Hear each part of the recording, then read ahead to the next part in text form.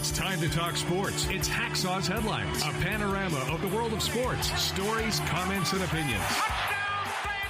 Now, here's iconic sports talk show host Lee Hacksaw Hamilton and co-host John Riley. Who wants to talk sports on a Monday? We do. From the DIXIELINE Lumber and Home Center Studios in San Diego, we welcome you to our Monday bonus podcast. Good afternoon, everyone. This is Lee Hacksaw Hamilton with the Bruised Eye, along with my co-host broadcasting from left field, John Riley. We welcome you to a really special Monday bonus podcast. Our podcast brought to you by DIXIELINE Lumber and Home Centers, 9 stores in San Diego to serve you. If you've got projects for 2024, think about them as a consultant, think about them for ideas, think about them for materials. And by North County Eye Center of Poway and Escondido. You're going to need help with your eyes somewhere down road, whether it's just vision exams, new glasses, contact lenses, or if something more significant happens, thinks North County Eye Center, Poway and Escondido. And by Our Lads Draft Guide. If you're a football fan, this is NFL Draft Week. We want you to think about ordering Our Lads Draft Guide. More than 150 pages of information about the draft, the teams, depth charts. Just go to the website, ourladsdraftguide.com. John Riley, what a cool show we have. We're trying something really different today. Yes, I'm doing the show with a black eye. We're trying something different. We will have a guest, a co-host later. John Cooper, draft editor of Our Lads Draft Guide, is going to join us later in this hour, and we're going to break down the NFL draft from a lot of different angles. We're looking forward to that. But we got a ton of topics on the table. Before we hit the floor running, introduce to everybody Fans Forum. Okay, yeah, Fans Forum. That's your chance to get involved. If you got a question for Lee about the draft, about Padres, Chargers, Dodgers, Angels, the NHL playoffs, just type in your comment or question in the live chat on Facebook, YouTube, or X, and we'll get you involved in Fans Forum. And if you like sports, I want you to check my website. I write on it every day. There is inside information you won't find anywhere else. Go to leehacksawhamilton.com and take a look at the best 15 minutes in sports, Hacksaw's Headlines, my one man's opinion column, and take part in Hacksaw's mini polls. Also, we want you to subscribe and then share with everybody what we're doing. By subscribing, you'll get all the alerts every time we put things up on the YouTube channel, and that's almost every day of the week. And of course, you'll also get all the emails. And by the way, when you go to my website, there's a big orange box on the upper right-hand side. That's to join Hacksaw's Insiders Group. You get special emails, all the different things that we are doing. Full disclosure, this looks bad. I had eye surgery. I did not punch a Raider fan. But if I had, he'd still be in the hospital watching the podcast today. John, we got lots to cover. Go ahead. Pick a topic. Let's get this thing underway, our Monday bonus podcast. Pick a topic. Pick up the phone. Now let's talk Chargers and the draft. Lee, are they going to trade down from number 5? Here's the burning question as it relates to the Chargers as we go towards NFL draft. It begins on Thursday. Do they stay at 5 and get a gem? Do they trade down and get a load of draft picks from somebody that wants to jump up? Do they take a wide receiver and fill one of the biggest vacancies on the roster? There's all kinds of rumors involving the Bolts. One is they're going to stay there and either take a tackle or take one of the wide receivers. The second one, based on what happens above them, the Giants at 6 have made an offer to the Chargers to go to 5 if the right quarterback the Giants want is available. There's also a new rumor. They would trade from 5 back to 10 with the New York Jets. They would allow the Jets to take the wide receiver that Aaron Rodgers wants.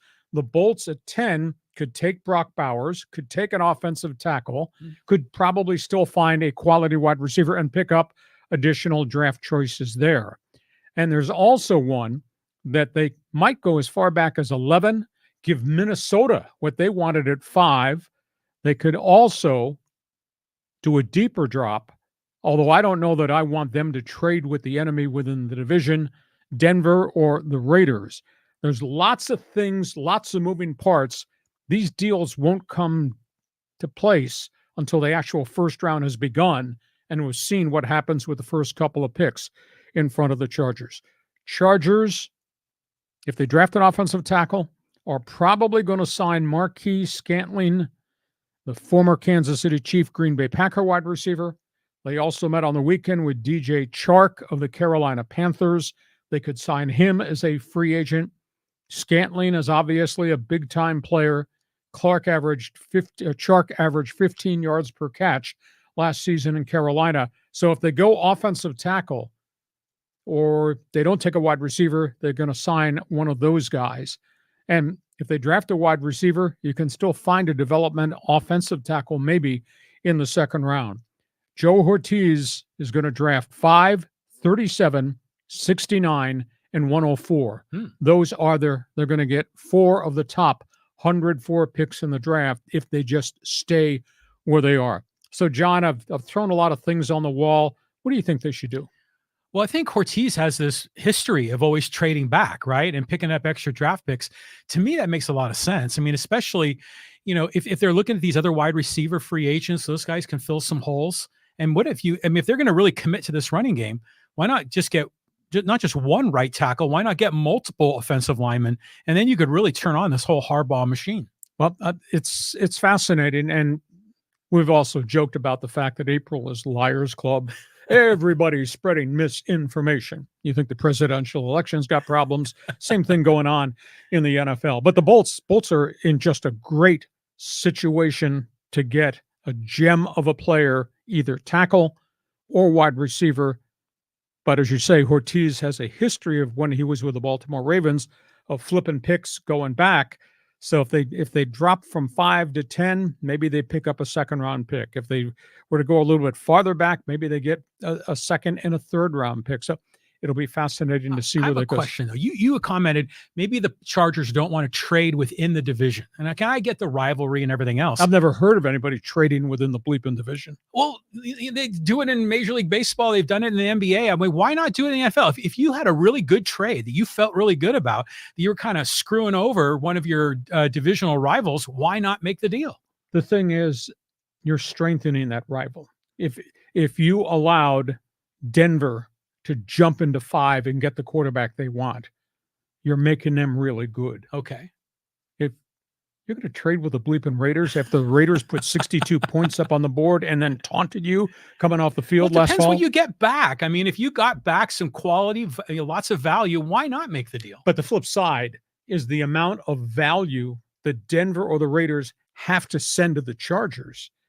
I mean, they're strip mining their draft ability too. There you go. So, okay. Well, I just don't see the Padres-Dodgers making any trades. You see the Dodgers-Giants making? No, yeah, John, well, Jackie Robinson. That's 7,000 years ago. Yeah, it was.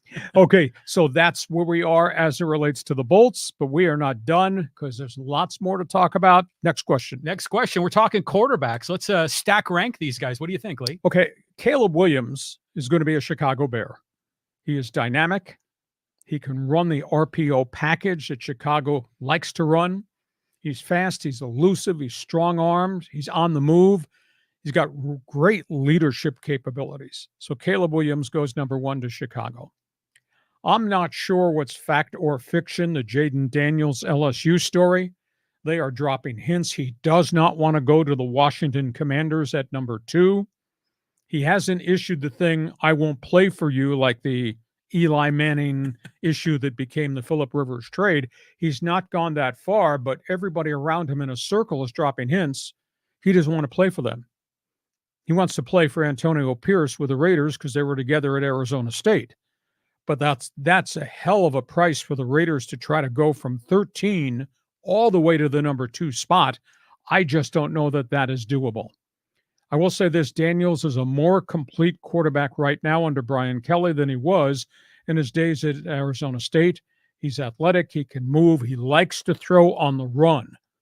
JAYDEN Daniels has really proven to be a pretty good player. And the fact that he accomplished some phenomenal statistical seasons in the Southeastern Conference where they play big boy defense, that's really impressive. And he's risen the board. He just doesn't want to play in Washington. Now, he might wind up playing in New England at number 3, which desperately needs a quarterback. Third quarterback is Drake May, North Carolina. His stock has dropped some. I don't think it's got so much to do with the meetings that he's had, but he didn't play as well this past season, his junior year, as he played when he lit up the Atlantic Coast Conference as a sophomore. I think there's some concern that he's got mechanical flaws, but that never bothered Phillip Rivers, arm angle and all that. And he's big and he's a stud. I've had one scout tell me this guy is the next Ben Roethlisberger, and he can run some. Other people say, boy, there's a bunch of glitches. You're going to have to tear down a bunch of his mechanics to make him a more complete player. So Drake May's stock right now is not what it was at the end of the season. J.J. McCarthy, live arm, smart guy, fierce competitor, played on a great team. Burning question. Can the Michigan quarterback carry a bad NFL team? Because he's going to get drafted by a bad NFL team. So the jury there is still a little bit out. Michael Penix, University of Washington. He's been injury-free 2 years in a row. I don't know that you can hold against him what happened to him at Indiana and downgrade him in the draft, because you base the draft on what he produced 2 years in Seattle, and that was spectacular. Cannon for an arm, good with the deep ball, moves the pocket. Now, that being said, you don't want him running. But again, look at Miami. Tua ran a lot at Alabama. Tua ran early in his career with the Dolphins and got hurt. Tua became a really good, proficient pocket passer. I think Penix could be like Tua. I think Penix's stock has risen some. Bo Nix, they're using the word systems guy against him. Smart cookie, to a degree questionable arm strength, can make all the throws short and under crossing pattern, tremendous degree of accuracy, but I don't know about going deep, whether Bo Nix is really going to be a successful big-time NFL quarterback. So those are the guys that are going to go in the first round. In the second round, Spencer Rattler from South Carolina, his grade has gone up, although he's not 6'5". That's an issue. Quarterback from Tulane has put up phenomenal numbers over 2 years. A move the pocket guy. He's probably going to wind up being a second-round draft pick there. So that's the situation with the quarterbacks. And again, we couch everything in that cloud of lies, because there's lies everywhere. John, your response to the quarterback story. Well, why doesn't Jaden Williams want to go to Washington, D.C.? I mean, it's a new ownership. It's the nation's capital. Remember back in the 80s with Joe Gibbs? I mean, the Washington Redskins were a terrific team, had a huge fan support across the nation. Why not go to D.C.? Bad team. They're all bad teams. Very few skilled people. Mm-hmm. The quarterbacks just got pounded. I mean, last season, what happened to Sam Howell, the second-year quarterback at North Carolina, 69 quarterback sacks. Not a very good offensive line, not much in terms of the running game, although they did add Austin Eckler now in the offseason. It's going to be a building process. I don't know why the grudge, because he could come in and be the guy and just hope they build around him, and they will build around him because Josh Harris has a good reputation as a professional sports owner. That being said, I don't know that he can navigate his way to join Antonio Pierce, because the Raiders are so far back, and the price they'd have to pay to go from 13 to 2 would probably take him out of the rest of the draft and probably next year's draft too. So I don't know that Jayden Daniels has much to say. What's your take on all of a sudden the negatives around Drake Maye, and is there a real question about J.J. McCarthy? You know, J.J. McCarthy just strikes me as obviously a great athlete, good team guy, but I don't think he's the savior for a franchise. You know, Drake Maye looked impressive in some of the games, but admittedly, I didn't watch a lot of North Carolina. But if he is anything like Roethlisberger, that sounds like a terrific pick. And Roethlisberger was not a proven product coming out of Miami of Ohio. There are a pile of glitches about there, but look what it became. Yeah, it was a tremendous story. The other name that you brought up was Spencer Rattler. And that's interesting because, you know, he was the starter at Oklahoma before he got displaced by Caleb Williams. Mm-hmm. So, and he was such a hot commodity as a freshman quarterback there because he was featured on these quarterback shows that were on Netflix and everything else. But his stock really dropped a lot. It's interesting that he's kind of having a little resurgence. Let's see where this goes. You know, you can make it as a second-round pick. Hell, you can make it as a sixth-round pick. Yeah. AKA Brock Purdy, and prior to that, Tom Brady. Fascinating. But it's my favorite philosophy, NFL's quarterback league. If you got a quarterback, good for you, John Riley. And John Riley, if you don't have a quarterback, you better go find a quarterback. Yeah, that's right. That's why all this is going on with all those guys. That's football. Coming up at the bottom of the hour, John Cooper, our Lads Draft Guide, will be with us as a co-host, and we'll get his draft board thoughts. Move on. Let's say we got other topics on the table on our Monday bonus podcast. Yeah, here we go. Lakers, Clippers out of the gate. These are interesting games. Oh, but the whole first weekend of the NBA was kind of interesting. Lakers faded. They played a good first half in Denver.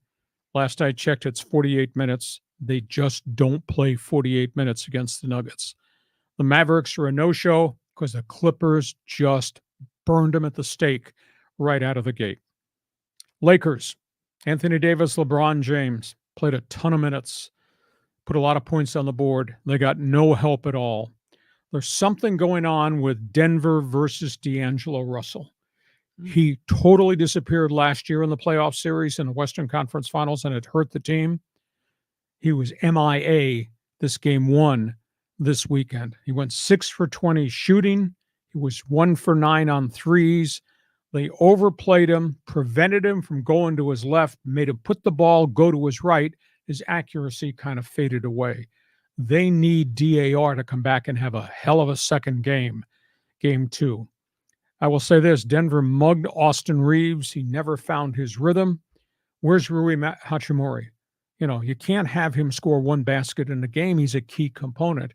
So I think the Lakers are going to try to get Reeves, Russell, Rui good looks in game two, but Denver's Denver. Denver plays 48 minutes, and you may slow them down, and they may be sloppy on defense at times, or maybe they miss a pile of threes like they did in game one. But what did they do from minutes 35 to 48? They just lit the Lakers up.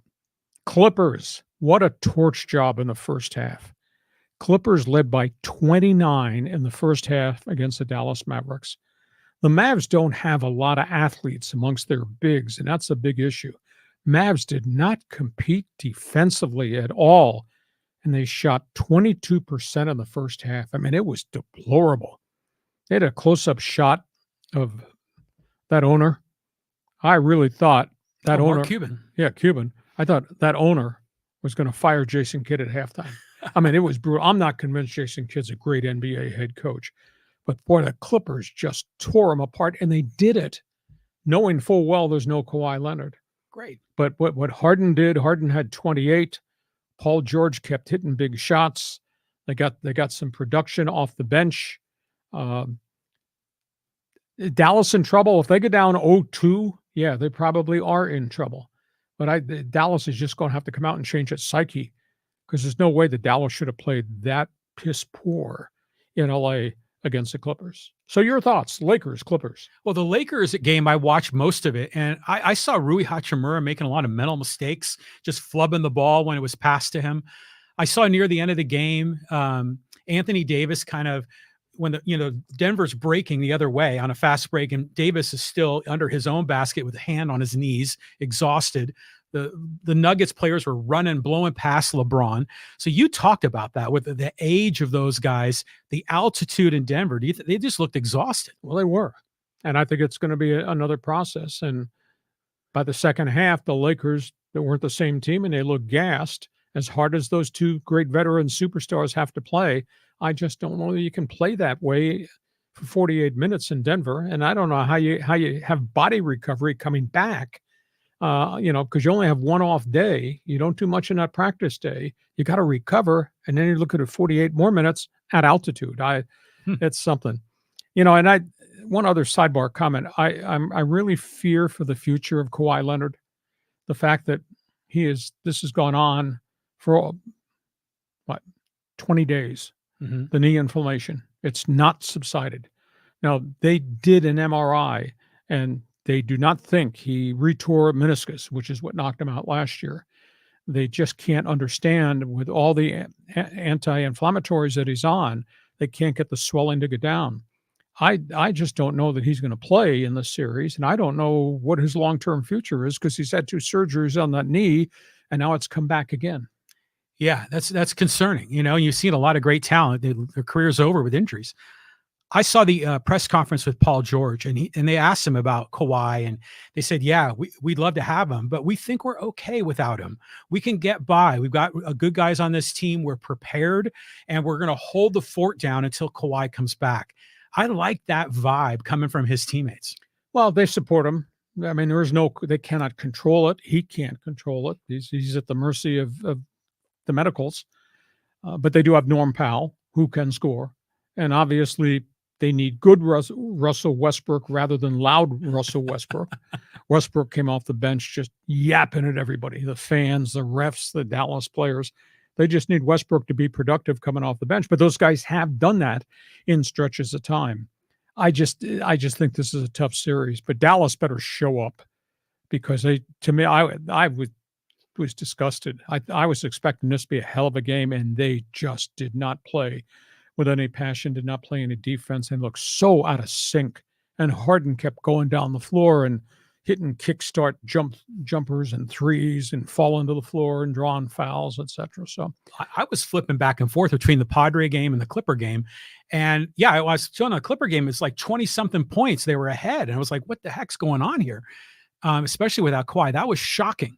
So do you think they can do that again? It's the next game's in LA, right? Yeah, first two in LA. So yeah, they could. I think what has to change is the mindset, the mentality of Jason Kidd's team. Big issue there. Okay, so we've covered football, we've covered basketball here in the first half. Let's go to what's going on at the Diamond. Yeah, the Padres, the Dodgers, the Angels. It's been a rough week. Oh, nice headline, Skid City. Yeah. Yes, the Padres can hit home runs. Yes, they have the occasional big inning, but there's no consistency to putting hits together. They're just not doing it collectively, and they're not doing it with any consistency. Joe Musgrove, pretty good outing on Sunday. I'll tell you what, if they get him back to what he was prior with Cease, with King, that's a pretty good front end of the rotation. A lot of dogfight in those three starting pitchers. So we'll keep an ear on that. Xander Bogaerts, coming off a really bad stretch, was 4 for 41, finally hit a home run. I'll ask this question. Should he be the leadoff hitter? Maybe this is not the right place for him in the batting order. He's already walking around with the burden on his shoulders. They've moved me to second base, and there have been some flubs there defensively. Maybe Xander shouldn't be the leadoff guy. Maybe the leadoff guy should be the kid, Jackson Merrill, who's still hitting over 300. Maybe the leadoff guy ought to be Mr. Energy, Profar, who can walk, does get hits, occasional power, runs like hell on the base. Maybe Profar should be the guy. They need something different, I think, at the top of the batting order. And they're going to have to figure out this runner in scoring position crisis, because at one stretch they were 1 for 20 when they lost the 3 games in a row there. Mm-hmm. So there's batting order issues with the Padres right now that just are not in sync. Dodgers, they lose 7 of 9 at home, lost 3 series in a row. Yes, they did punch the Mets in the mouth with a 10-0 victory on Sunday, but I had forgotten this. I went back and looked it up this morning. Dodger pitching staff's in tatters right now. They got 9 arms on the DL. They have 7 starters. Obviously, we know about Walker Buehler and Dustin May and Clayton Kershaw, Tony Gonsolin. They got 7 starters on the DL, and they got 2 relievers on the DL. We've forgotten about Blake Trinan and Brusdar Graterol. Now, 1 or 2 of them, Buehler is throwing 1 more rehab game, but he's not been dominant. So I don't know if they know where he is really physically. He's thrown 95, but then he's walked batters, and then he hasn't been accurate. His last start, he lasted 2 2/3 innings. So that's a big issue there. And then, the Dodgers, 2 of their other young guys are still on the DL. Bobby Miller's not ready to come off. And M. Sheehan, who pitched really well in the pennant race last year, he's not ready to come off. So the Dodgers are, because of the pitching woes, and there are guys that are coming, are not 100%. And the Angels are starting to reel. Reed Detmers has become an ace of the staff. He's got an ERA just a shade over 1, which is pretty impressive. Wow. But Patrick Sandoval's regressed. He was the number 1 guy last year. He's given up a lot of home runs. Mike Trout is hitting. Anthony Rendon got hurt again, hamstring. Looks like it's significant. Now, at one point, he was hitting .073. He was getting booed. He started to hit, pushed his average up to 257, got hurt running the bases. He's gone. The young shortstop, Zach Nito, started to hit. The young catcher, Logan O'Hoppe, is hitting with some power. I don't know what the future is, but they really need Mickey Moniak and Joe Adell, both number 1 draft picks. They need them to hit more than 120. And it's a big issue for the Angels. Ron Washington he's got a fractured roster. He's got a fractured batting order. He's got a substandard pitching staff, and they're starting to skid. So, Padres, Dodgers, Angels, the floor is yours. Well, I agree with you. This whole thing about a runner in scoring position on third base, that was one of those games. Was it in Milwaukee or was it in against the Blue Jays where Jackson Merrill led off with a triple and sat there? It was on third, no outs. So that's happened a lot. Only superseded by bases loaded, nobody out, and nobody scores. Oh, yeah. I mean, what the heck? I mean, that's the thing the Padres were saying, that we understand situational hitting and you take what the game gives you, and we just need a guy to punch a ball through the hole. They don't need to hit a grand slam. And sometimes you wonder if they buy into that, or are they instead going for the glory home run? Here's the batting order. Who do you have leading off? Who do you want leading off? Well, first of all, I think changing the batting order isn't as big of an impact. But it's only one of the few things a manager can do. I think it's more about affecting the psyche of the hitter. But Ha-seong Kim has had success at the leadoff, and so has Profar. So moving Xander back would be fine. I mean, he when Xander is Xander, he's a great kind of RBI guy. Put the ball in play, hit some doubles in the gap, that kind of a guy. That sounds pretty good at 5 or 6. So, and I think Merrill may be a little too young, but he could do it. But if it were me, I would do Ha-seong Kim at number 1. And the Dodger pitching staff, can you believe how many names are on the DL? Yeah. 9. Yeah, 9 is a lot. And we've been talking about all those guys coming back, later this, next few months. But it takes time when you come back from Tommy John, right? Like that first year back, you're not really yourself. And it takes you about another year until you kind of really get back to what you were. So, yeah, Buehler, anyone, Buehler, we're going to have to find out what he can do. Speaking of pitching, let me throw this at you. Just hold on to the table. Your guy, Trevor Bauer, is pitching in Mexico. Yeah. Yesterday, Trevor Bauer struck out 14 and tied a Mexican League record of striking out 9 in a row, a record that was set in 1964. No offers yet, but he is pitching for Rolos, owned in Mexico City. So he's had a couple good starts so far. He's trying to pitch his way back across the border. Hell yeah. Good for him. He's showing his stuff. I watched a video of him. It was like a 30-minute long video he posted on social media of all the different things he was doing, working out. Well, it's a science to him. Yeah. And there's certain days he does his long toss and the precision of the way he just plays catch. And he was quarantined for a while because he was sick and he was in a hotel room, and that set him back. So it was very interesting how he breaks all that down. You don't normally see players using social media that way. That might spook some MLB teams thinking this guy is not a team player. He's a one-off, celebrity. Well, the celebrity is trying to do anything he can to get back across the border down to San Ysidro and sign a contract with somebody in baseball. But, the quality of the Mexican League is not Major League Baseball. But to strike out 14 guys in, I want to say, 6 innings, he struck out 9 in a row, 1 spot. That's pretty impressive. Wow. So out of the 18 outs, 14 were strikeouts. Yeah. That's incredible. That's the Mexican League. Yeah. Next baseball topic on the table here. Okay. So here we're talking about bad teams in lots of places, Lee. Yeah, some of these teams look really bad. Jerry Reinsdorf has been an enormously successful owner of professional sports. White Sox, Chicago Bulls, what he's done in his business world, his influence in the commissioner's office. I don't understand the methodology of what they're doing with White Sox baseball. I mean, he's cleaned house again. He's gone through general managers. He's gone through managers. He's let his baseball people move people off the roster. He let free agents go. The Chi Sox are 3-18. 3-18 at Comiskey Park this season. All the fans are booing. They don't have a lot of good players, a lot of young players. But the good players they have are always hurt. Yon Moncada, Luis Robert, Eloy Jimenez, they're always on the disabled list. All 3 of them have been hurt the first 4 weeks of the baseball season. And, of course, they traded away Dylan Cease. They've got like a rookie league pitching rotation. So Chi Sox are 3-18, owned by a pretty influential, pretty successful track record owner in Jerry Reinsdorf. Rockies, what a disaster. All their pitchers are hurt. They don't have enough pitchers. They're 5-17. They signed Chris Bryant, and I thought, this is a unique acquisition. He's going to Denver, Mile High Stadium, thin air, home run hitter. You kind of build a piece of your roster to fit your stadium. I thought, this is going to work. He can't stay healthy. He's back on the DL again with another back injury. It's the third year in a row that Chris Bryant's gone down with something of significance. That's really bad news for Bud Black. And he's lost his top starter, Kyle Freeland, who's gone on the disabled list with shoulder problems. In Miami, we've talked about the irresponsible ownership of Bruce Sherman running off the general manager, Kim Ng, after she built the team into a playoff slot last year. Miami is 6-17. 3 of their top 5 starters are all on the DL with what? Elbow surgery. It's just a disaster in Miami.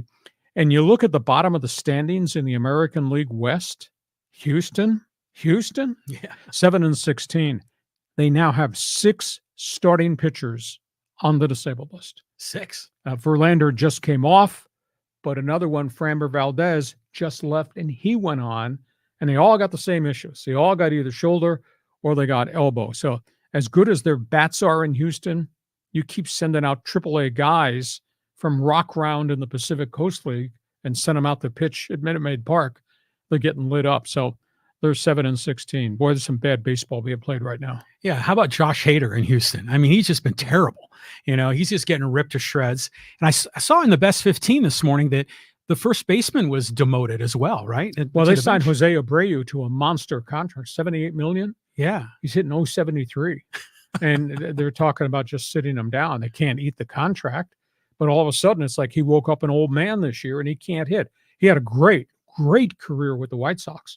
Yeah, I think he spent 15 years in Chicago as a captain and finally left as a free agent when they elected not to re-sign him. Signs in Houston, and 0.73 is terrible. Yeah, and the Padres were in the running for that guy too. And I remember Padre fans were disappointed he didn't sign here. The other team, the White Sox, has always been a puzzle to me because, they won the World Series like 15, 20 years ago. They beat Houston, I think. But there hasn't been a lot of White Sox championships. They're not normally in the playoffs. I mean, Reinsdorf was terrific as the Bulls owner, but I don't think he's all that great as the White Sox owner. He hasn't. He's gone through a lot of different general managers and a lot of relegations of how do we build this? Do we do it with kids? Well, we're going to suffer. Do we do it with rental free agents? But gee, what if those old guys don't pan out? Now they're back trying to do it with kids. They traded all their players. They traded Dylan Cease away. He was a cornerstone of not a very good starting rotations. That's why they're sitting at where they are right now. Okay, so we go from baseball. Couple of other topics on the table here in the first half. Let's talk puck. Oh, man. I mean, the games on television over the weekend were fantastically. Did you enjoy the Molson's Canadian I sent over with the sub sandwiches? Yes, I did. NHL, let's talk about what's gone on. Storyline tonight, Kings, Edmonton Oilers. The Kings are built to go deep into the NHL Western Conference playoffs. Edmonton is like a barricade on the highway. 3 straight years they played the Oilers. 3 straight years the Kings have been eliminated by those guys. The Kings got goal scorers. There's no doubt about it. Kopitar and Kempe between them, 54 goals. They got Fiala. They got Pierre-Luc Dubois. They got Drew Doughty, Mikey Anderson on defense. The only concern is I don't know that they have enough goaltending. That becomes a real big issue when you get to the playoffs. Kings think they've got enough guns to do something, but that's Connor McDavid, 132 points. That's Zach Hyman, a journeyman who scored 54 goals. That's Leon Draisaitl, who's got 41. That's an unbelievable offense. And the difference in Edmonton tonight compared to Edmonton last year is their young goaltender has kind of grown up on the job, Stuart Skinner. He's playing much better in goal as a second-year starter. So Kings-Oilers, that's the marquee game. How about Winnipeg, Colorado on Sunday night? Over 15,000 whiteout. Everybody wore white. And that was a close hockey game till the final 16 minutes. They scored 6 goals in the final 16 minutes. Those goaltenders were under siege, and Winnipeg wound up winning. Kyle Clifford, Tyler Toffoli, Shoffley, that's a pretty good collection of guys who can score on different lines in Winnipeg, and they got Connor Hellebuyck. maybe the most underrated, best goaltender in the NHL. Yeah, they've got snipers everywhere, and they got a red-hot goaltender, and Colorado was shocked that they got beat because Colorado is really good, led by Nathan MacKinnon, maybe the MVP in the league. A lot of criticism today of the Colorado goaltender who let in 7 goals, didn't play really well, especially at crunch time. So Winnipeg's got 1 win under their belt, and Canada, can you imagine if they get the second one before the series ships back to Denver? Vancouver, Nashville. Nashville's crafty, Nashville's fast. Vancouver's big and physical. Vancouver just kept hitting Nashville last night, and by the middle of the second period, Nashville looked gassed. Their offense was gone. They couldn't get the puck into the zone. Canucks are really dangerous, and Rick Tocchet, their coach's philosophy is you take no penalties, you take no BS in front of the net, nobody touches your goaltender. We're going to crash the crease at the other end of the ice. We're going to put bodies in front of that goaltender, and we're going to throw pucks at those bodies. They scored 2 goals that were critical through screens. Poor goaltender. Nashville's goaltender had no idea where the puck was. There were so many legs and so many bigs in front of him. And that's how Vancouver wins its games. Vancouver had 109 points during the regular season. New York Rangers beat Washington. They got goal scorers, led by Artemi Panarin, 49 goals this season. And they're tough, and they're physical. New York's a pretty good team. Boston, it's like playing a bunch of barroom bouncers. They got so many big bodies, and they just lean all over you. And they just eradicated the Toronto Maple Leaf goal scorers. It was like Austin Matthews, who scored 69 this season, was not on the ice. He never saw the puck. They couldn't get him the puck. And the few good shots they got, their goaltending made them say, Boston is so bloody big. Their forwards are bigger than the defenders are just, they're like traffic pylons. Mm-hmm. So that's going to be a fascinating series. And I'll tell you, the 2 other teams from the States, they're not getting as much recognition, and they're really good. They're not fancy, but they're workmanlike. Florida Panthers, Dallas Stars, they got players. So these playoffs are going to be good. In my heart, I'd love to see a complete all-Canada Stanley Cup final because I think it'd be great for the game, and it's their game. I understand their game, but boy, these playoff series, and they're all best of 7. So there's no short series, pal. It's the toughest cup to win. So you enjoyed my Molson's Canadiens. So tell me what you saw in hockey. The energy in those arenas was out of control, and it's so much different than an NBA playoff game, isn't it? You know, just the energy in the room and the white out there in Winnipeg, and the way the camera would go to the fans outside watching on the big screen. In the street. Yeah, which is fantastic. And you see a lot of places around North America with, you know, those big screens. I remember when the Toronto Raptors were going deep in the NBA finals, all the fans are out there, we the North. So good on Winnipeg. And, you know, I watched quite a bit of the Canucks game too, and that was a lot of fun. I was telling you, I was texting you, I really like how they wear blue and green. Kind of matches the Seahawks and the Mariners. The regional color. They're regional colors. I like that. But what was it the Winnipeg game where that guy shot the goal and it hit the post 3 times? Mm-hmm. And it just was barely in, like by a micromillimeter. Yep. But that was incredible camera work there too.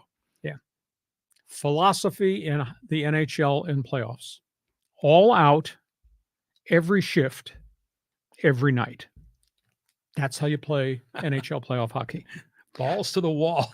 Exactly. Take no prisoners. We go from that. Last topic here in the first half involves college football. San Diego State. You went down to Snapdragon and saw the red and black game. How'd you like it? I was, I guess, disappointed. I expected more. But again, they've only had 15 practices and spring drills. They're all going to go to summer school. And I'm not talking about math class. They'll all be there enrolled in summer school, but they will be enrolled in terms of classroom and what they can do on the field without their coaches, because they have a lot of work to do. A.J. Duffy, the Florida State transfer, more experience than anybody else. Was 7 for 11. I think he threw for 112 yards. He threw 2 36-yard touchdown passes. I think he will be the starting quarterback. The young incoming freshman quarterback, Danny O'Neill, it'd be unfair to say he was overwhelmed, but he was overwhelmed. He was only 2 of 6 and just he didn't have a lot of help. So that's a learning curve for him, but those are going to be the 2 quarterbacks. I like what I saw from the wide receivers. We didn't get to see all the Aztec wide receivers. Joshawn Polk out of West Virginia, who is probably going to be one of their top guys, did not play because of a nagging injury. But Lewis Brown, a wide receiver transfer from Colorado State, caught everything they threw in his direction. I think he had 4 for 56. They threw to their tight ends. They got a truckload of tight ends that are obviously going to be in the pattern catching passes. Sean Lewis's whole thing is about mismatches. I watched him when they were doing, to begin with, they did individual drills. My wide receiver, your cornerback. And I watched these speed guys come off the line of scrimmage, and they did double moves. These guys were getting open. Holy cow, I was really impressed. Didn't see as much of that when the actual scrimmage began, but they're teaching them the mechanics of getting open. How you run, boom, boom. How you do double moves. How you do stops, fades, crossing patterns, yards after catch. I was pretty impressed with the teaching of the skill position, but they've got to work on that. They have no run game. Couldn't run block worth a lick. Running backs had very little room to run. There are 6 returning running backs from last year. All the running backs stayed. Nobody transferred. Really? And I think the running backs are the idea. We're going to run the football out of sprint draws, which they will, and they're going to throw to me out of the backfield, which they will. So these running backs, led by Keenan Kristen, and Lucky Sutton had the best game run on the ball, but they didn't do very much. They're all going to get their hands on the ball a wide variety of ways, but they got a lot of work to be done in the offensive line, a lot of work to be done in the defensive front. And I'm a little concerned the defensive front looks really undersized to me.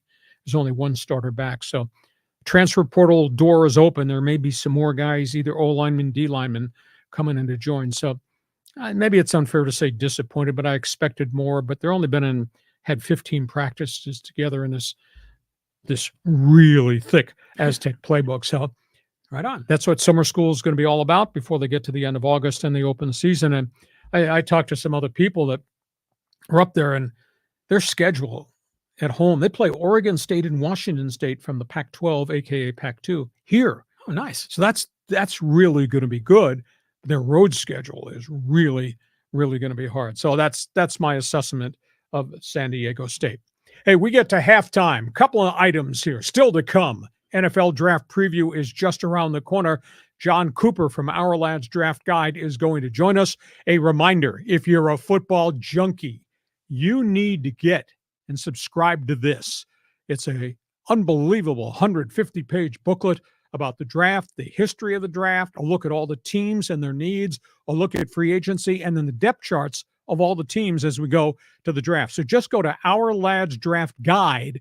You can order it. You can get it by the end of the week, and you'll have it in your library. That's what we have used for 30 years. John Cooper, Our Lads Draft Guide, is going to join us shortly.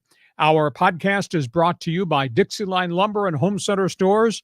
John, what's the next project here in the house? Because I like your snazzy European front door. I know what you've done with the cabinets and the bookcases in your man's cave. What's the next project for DIXIELINE at your house? We have to replace some of our decking in our backyard, and that's something that's on my list to get done. The good news is DIXIELINE has Trex and TimberTech and all the top brands there, and the quality of that composite decking is so good. It withstands the salt air and the sun. So go check them out at DIXIELINE Lumber. And by North County Eye Center of Poway and Escondido. We're all going to need help with our eyes. I did, and it's helped a great deal. Whether it's just vision exams, new glasses, contact lenses, or something more significant like a retina problem, issues with glaucoma, as well as cataracts, think about them. You'll need help. These are the people to go to. North County Eye Center, Poway and Escondido. John, these are the people that we salute.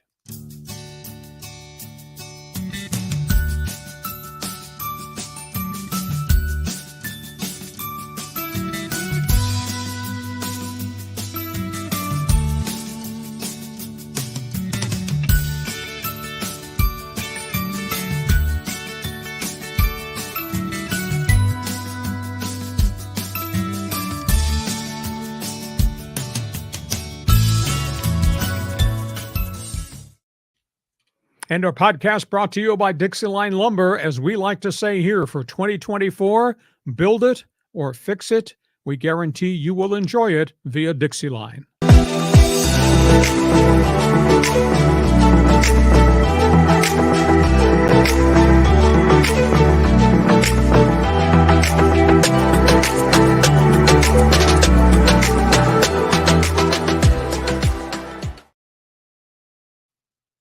And we're getting ready to talk NFL football. John Cooper joining us shortly here as part of our podcast. John Riley, just a reminder, when we're done, we're asking fans to comment about the NFL draft, asking fans to comment about what's going on as it relates to the Padres, the Dodgers, the Angels. You got comments about the NBA playoffs, NHL, or even the Aztecs. John, how do they get involved in Fans Forum? Yeah, you can get involved in Fans Forum. Everyone's piling in. 4RXLA. I see Callum. I see Bobby. I see Schickster in the list and Manny. So if you got a question or comment for Lee or for, Lee about the NFL draft, boy, we got all the info coming here with John Cooper from Our-Lad. So just type in your question or comment in the live chat on Facebook, YouTube, or X, and we'll get you involved in Fans Forum. And a reminder, go to my website, leehacksawhamilton.com. I write on it every day of the week. Fill out the orange box on the front side. You can then join Hacksaw's Insiders group. Make sure you subscribe to everything we're doing. You'll get all the alerts on the YouTube channel, and share. Tell all your friends what we're doing. We'll take 5-star rating. We'll take thumbs up too here on our Monday bonus podcast. Second half of our Monday bonus podcast, and as promised, it's time to talk NFL draft more specifically. Those of you who have followed us know that one of the things we rely on is data from scouts, people who put out publications. And it's a pleasure to have with us John Cooper, one of the draft analysts for Our Lads Draft Guide, based out of the Upper Midwest. You can subscribe to it. You can order it by going to ourladsdraft.com, as we've talked about throughout the course of the show. John Cooper, here comes the National Football League draft, and I have a philosophy as a longtime voice of the Chargers and the Seahawks. If you got a quarterback in the NFL, good for you. And if you don't have a quarterback in the NFL, you better go get one. And that seems to be the storyline going towards Thursday's first round. John, good afternoon. Thanks for being with us. And a quarterback's going to be the marquee storyline? I think so. I think you could. I don't know if this is going to happen, but you could see 4 quarterbacks go in the top 4 picks. That would be, I think, a first or a rarity, but that's a possibility. But there's going to have to be a trade in there for that to happen. John, is this the greatest array of offensive people you have seen in the first round of the draft in a long time? I mean, we keep hearing rumors that there could be 22 offensive players go out of the first 32 picks. The simple answer is yes. I mean, we don't necessarily have a top 10 grade on a defensive player. That doesn't mean one won't go there. But, I'm looking at our grades. Yeah, we do have some, I think we've got one top 10 grade right now on a defensive player. And this was done back at the end of March. So with some of the pro days that came out, that could have changed. John, let's talk about the quarterbacks right at the top of the draft board. What do you like about Caleb Williams? He became a one-man gang at USC after things fell apart last season. It was tough on him, but he was a warrior. He just never quit, never gave up. He was productive. Everything else around him fell apart. What are the pros and cons of Caleb Williams at USC? Well, I think the pros is I'm going to use Dan Shanka's favorite word to describe this, called extemporaneous. His ability to do things off platform is what makes him great. He's got some of that Patrick Mahomes style in him, being able to throw from different arm slots, make plays out of nothing. Those are the things he has. That's a unique skill set that you don't find in many quarterbacks. That said, there's weaknesses there too. He makes the majority of his plays off platform, so you don't see him making plays in the pocket. And when he has done that, he's been a little spotty. He throws the ball into coverage. He would prefer to take a chance than to take an outlet, for example, to throw a check down. And, I think that's a skill that quarterbacks have to learn. They have to learn to take what the defense gives them. And so far, we haven't seen that in Caleb Williams. We've seen, like, the Notre Dame game is a classic example. A lot of forces, granted, a lot of pressure on him. Offensive line didn't play the best, but there's some things that he's going to have to be coached into. Let's talk about Drake May, North Carolina. Are we talking about the one that didn't have as good a season this last fall as he had the fall prior? Some people equate him maybe to be the potential of a big Ben Roethlisberger. Others think he's too much of a gamble. How does Our Lads Draft Guide read Drake May? Well, we graded him a little lower. We still have a top 10 grade on him, but barely. But again, quarterbacks are always going to be pushed up a little higher. He's got some mechanical issues, we think, rotating his lower body. He's not consistent throwing the ball outside the numbers. Big, strong kid, big, strong arm, throws the deep ball. He'd probably win the long throw contest. So he's got a lot of talent, but there's going to have to be some coaching to take place with him as well. JAYDEN Daniels, we saw him start at Arizona State, be a one-man gang, went to LSU. The numbers he put up under Brian Kelly were phenomenal. I don't know how to read him because maybe I'm biased because what I saw out here, I was not all that impressed. And he was a one-man show because there didn't seem to be a lot around him. How do you rank him? Well, we look at him. We rank him as our number one quarterback right now. And looking at him, going back to the ASU days, Dan's out in Arizona now, so he's seen him, there. And he was kind of Caleb Williams-like, in terms of some of the things he did. But he went from a conference that's not known for defense to the SEC, which is, and he excelled. He excelled under Brian Kelly. All the quarterback metrics that you want to look at, he was the top guy last year in college football. Now, is he a one-year wonder? I don't think so. I mean, I think I think he's a little more advanced than some of these other guys. He drops the ball in the bucket, in terms of almost Aaron Rodgers, like his ball placement on deep balls. He can throw guys open in tight man cover. He can take off and run. He's got great speed. He can make the plays off platform, but he also plays in the pocket. And we think he's the safest of the quarterback picks. So there's holes there too. Velocity is a question on some balls, but we've been analyzing these guys and ad nauseum, and we've had some quarterback coaches that have taken a look for us too. And we've concluded that they all have holes, but he's the number one guy. And just one caveat too, as an old NFL general manager once told me, Coop, you never know what you're going to get in a quarterback until you get them in your building and start working with them. And that's why we've had so many first round busts. So as high as we are on Daniels and some of these other guys, who knows? Let's wait and see what happens. The Michigan man, J.J. McCarthy. There's no doubt that he competes. There's no doubt that he's got an edge to his game. But there is also the reality he was surrounded by phenomenal Michigan men. Now, Jim Harbaugh continues to extol the virtues of his former quarterback, and maybe that's influenced a bunch of people. Is he a complete quarterback? How do you take what you've seen in limited structure, because he was surrounded by so many great people, and equate that to being able to do the job at the NFL level? Well, I'm in the Chicagoland area, and we're very aware of him. He's from the Chicagoland area, so we've seen him play in high school. And, he's a guy that is not prone to making mistakes.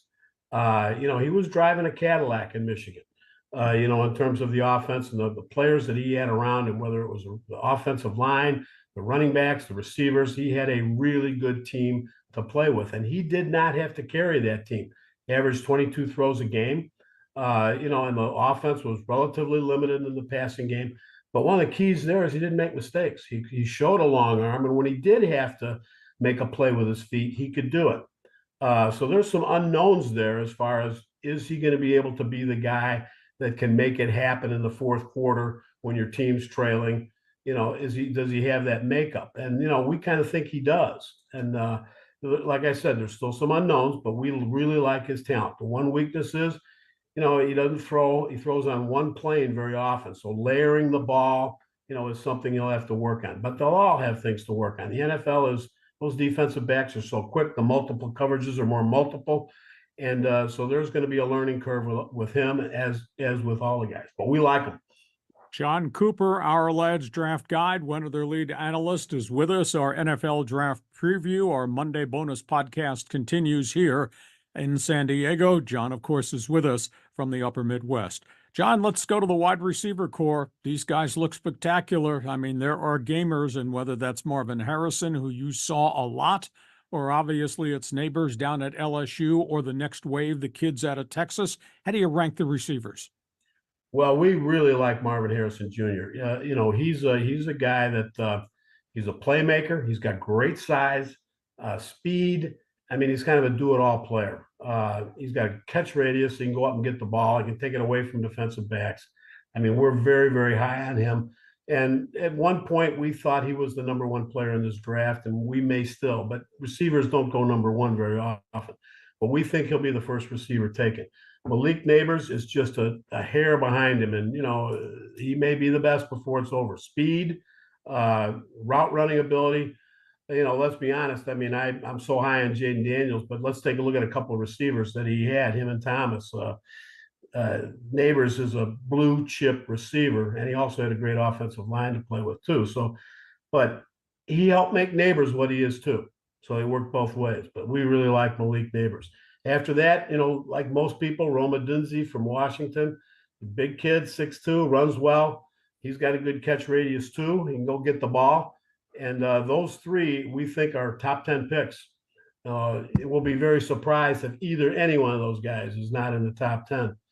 Of course, after that, you've still got a good core of receivers. Brian Thomas, that we mentioned, from LSU. You've got Worthy from Texas. You got Lad McConkey from Georgia. This is a group of receivers that you can go on and on and on, in terms of the number of guys that are solid players, in this draft. I mean, you could see 6 or 7, 6 probably in the first round. And then there's going to be a good cadre of guys that you'll be able to see, as time goes on. You don't draft tight ends real high. Brock Bowers might be the exception to the rule. Top 5 or inside top 10? You talk about maybe guys that are falling a little bit. And again, I don't know. Falling is a relative thing because it's all based on who's saying what. I think he's a top 10 pick. He may not be the 5th pick in the draft. I remember way back when we had a debate within our RLAD group back in February when Jim Harbaugh got the job with the Chargers. Would that be a guy he'd want? He likes tight ends, going all the way back to when he was at San Diego U. So would that be a player that, he might draft? So we think he could be a top 5. The Chicago Bears, the rumor is that, Bears floating around, and they might consider taking Bowers at number 9. I don't think so, but he's definitely top 10 talent. Great inside receiver. He blocks on the move pretty well too. So a little undersized for your inline blocking tight end, but boy, is he a good receiver. John Cooper, Our Lads Draft Guide, with us, our Monday bonus podcast, NFL Draft Preview. John, us old school guys, we like offensive linemen, and this is a load of offensive tackles. Obviously, Joe Alt, Notre Dame, the big tackle, Penn State, the big tackle, Oregon State. Rank them for us. Well, our current rankings have Alt as the number 1 guy, followed closely by Olu Fashanu, then Latham from Alabama, Fontenot from Washington, who's very versatile. He could play guard and be a very, very good guard. Talise Fuagwa from Oregon State, big kid, 324 pounds. A little bit raw, but tremendous player. And if you can keep him on the field, Amarius Mims from Georgia, he's had some injury issues, is right up there.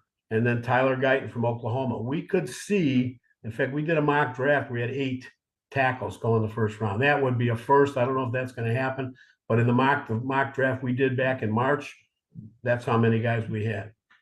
Question about running backs. Outside of Jonathan Brooks, this is kind of a weird draft. Is it because the running back has been de-emphasized in the league, or is it just the fact that we don't have a bunch of studs? And Brooks is coming off his own surgery issue too, and yet he's going to be viewed as a number 1 pick somewhere on that board on Thursday. What's happened to the running back position, or is it just a weird year? Well, I think it's both.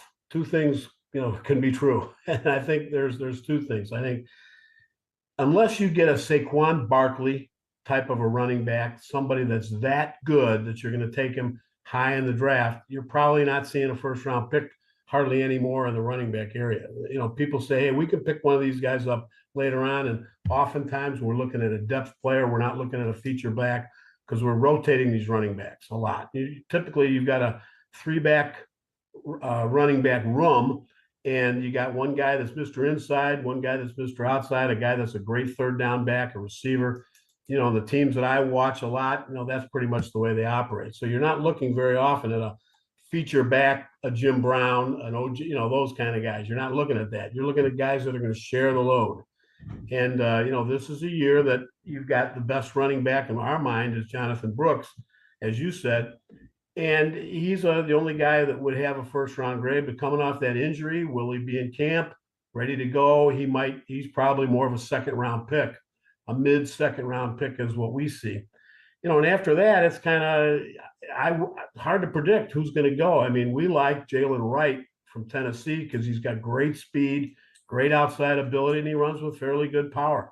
We're very high on Blake Corum, higher than I'm sure everybody else. We just think he makes plays. He's one of those guys that doesn't have great skill, comparatively speaking, doesn't have the greatest speed in the world, but the kid just knows how to pick a crease and make a play, and he runs hard. And we think he's a solid third-round pick for somebody. Let's go to the defensive side of the football. There are edge rushers, but there does not seem to be the volume of really great defensive players at all the different positions. Is that a fair assessment? It's exactly the way we feel. We think the corner position has some depth. We think there's some guys on the edge that are good players, but they all have things that that you're gonna have to take a look at and see, hey, can we correct some of these issues? There's not the great size. There's some guys that have some injury concerns. So it's going to be really interesting to see where all these guys go in terms of how they're going to be drafted.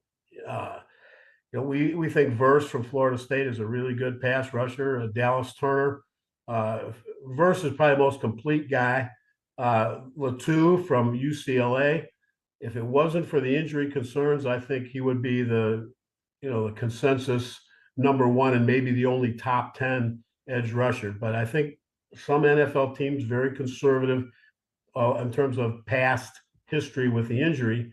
He's been healthy for 2 years, but I think some teams are going to say we're not going to put him on our board for a first-round pick simply because of that injury concern. And with the neck, he was told he shouldn't play again, but he played very well for 2 years. And he's one of my favorites in this draft. And so I'm very interested to see where he's going to go. But, you get down the line, you got some guys that do some things. They've got good redeeming qualities. Chop Robinson's a developmental prospect. Darius Robinson from Missouri. Austin Booker is very intriguing as a guy. He's only a 1-year starter. He transferred from Minnesota to Kansas, and he just lit it up at 240 pounds. He plays a lot bigger than he is. So I'm interested to see where a guy like that's going to go. Is it going to be strictly a 3-4 team, although he didn't drop off in coverage? So, John, let me ask you about who's jumped the board, who's risen a little bit going towards Thursday, and has anybody dropped? Well, that's kind of hard to assess, but there's a couple of guys that we're hearing some things about that might not be as highly regarded as they once were. Devondre Sweat, the big tackle from Texas. There's a conditioning issue I've heard. I don't know if that's accurate or not. This is just some stuff that's out there. Nate Wiggins, the corner from Clemson, who lit it up at the combine. You watch the tape on him. He's not the most physical guy in the world.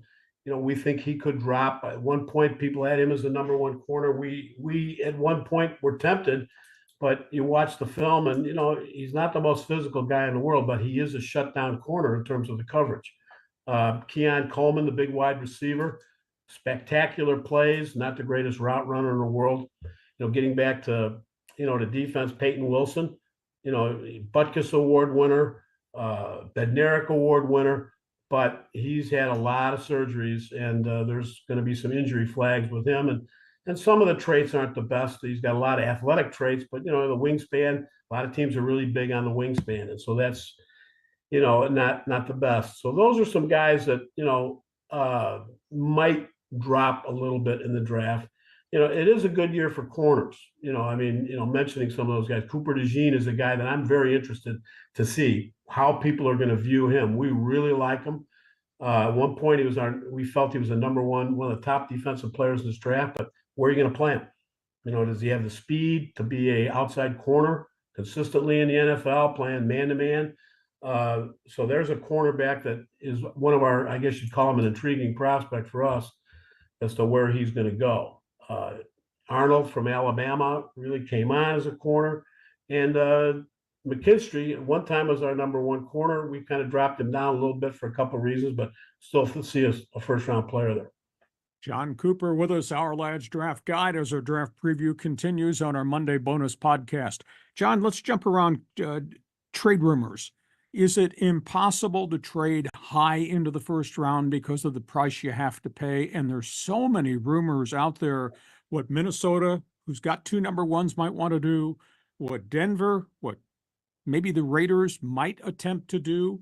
How hard is it to jump up? And which of the rumors do you think have validity, or are we all a victim of the Liars Club in the month of April?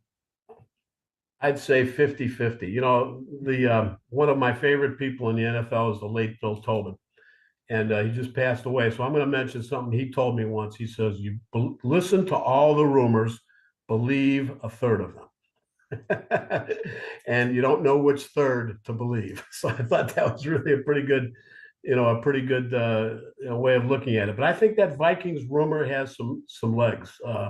And the reason I say that, they need a quarterback, and I could see them really fighting to trade up to that number 4 spot with the Cardinals. Especially with that extra pick. I think there'll be some negotiating going on. The price might be pretty steep, but they need a quarterback. Raiders, Broncos, Bears, they're all talking about, I'm hearing rumors that all those guys are looking to trade up. The Bears, not for a quarterback, but the Bears maybe to get Marvin Harrison Jr., to add to that receiver core to go along with to helping a guy like Caleb Williams, assuming he's their pick, helping him down the road. And that would be, I think, a good move for the Bears, although they've got some really good needs. Besides, quarterback, in the draft, and they could meet some of those needs with that number 9 pick. But, Raiders and Broncos, they need a quarterback. Although the Raiders, I'm not convinced that they do. I think they like the guys they got. McKinstry and Aiden O'Connell.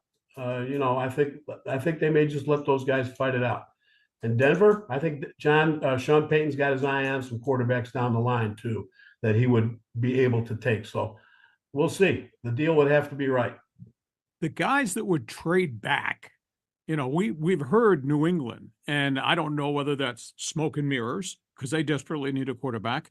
But boy, if you trade out of number 3, you could probably get a bonanza of picks, late first round picks, second round, third round. Obviously, Arizona needs receivers, but they could drop down a few slots and probably still get a really good receiver. Right. The Chargers out here are the most unique one because they're going to get a gem at number 5, but if they trade back, they could get multiple picks and still get really good football players. So the philosophy of what New England might be thinking, what Arizona will probably do, and what the Chargers might or might not do. Quick thought?